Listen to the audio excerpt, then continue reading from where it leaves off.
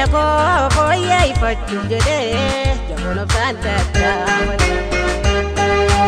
Eededa jireenyaa yaabbachuudhaaf hidheetiin qe'ira qaqqaabate. Na jalaa shirgi gaata afaan bahuu ni jibbaata.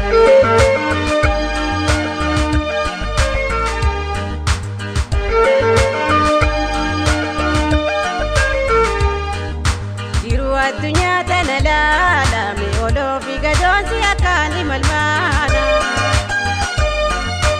Qe'ira jiru baatee bu'uura koodha takkee hireefi ayyaana. Tattaaffiin tolaaf guyyuumaan guyyaadhaan. Sirrii gammeenya saaba fuudhanii yaqannaa ta'ee taatee jiru.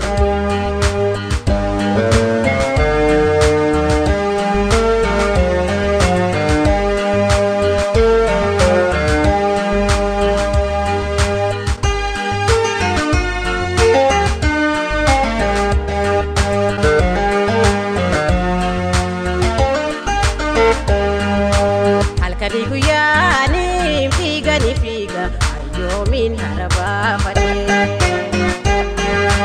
Hojjatee jireenya koo fooyyeffachuuf jedhee jaboon obsaan tattaafate. Eededa jireenyaa yaabbachuudhaaf hidheetiin qe'ira qaqqaabate.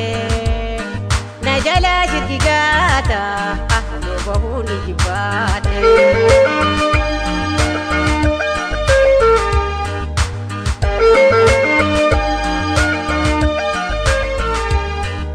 Biftuu qe'ira duuba mul'atu barraaqaa jiru ijaalaaluun hin arga.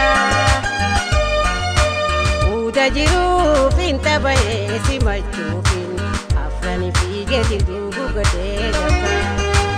Uumaatu naanaaf finnee guyyaa gabgadde. Waan darbuun beekne ifoodatiin lolaate. Gubbaa bororee.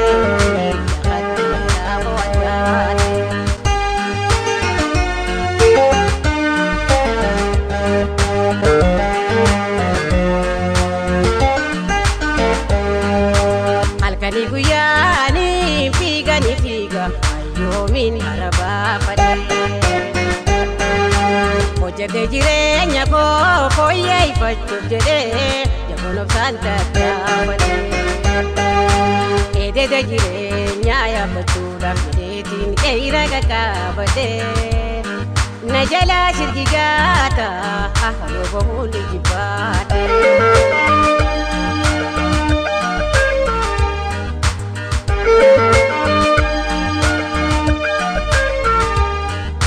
Ufee afraniin lafa geeyu waan ciisu sasee hayatiin badaacha.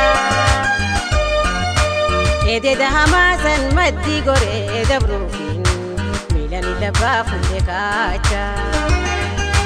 Sulula yeroon qaxxaamure galaanni boruu lagaa darbaa dhufe. Gullaan sablatee namuu kophee laatee bu'aa dhufe. Dimaatu hamee.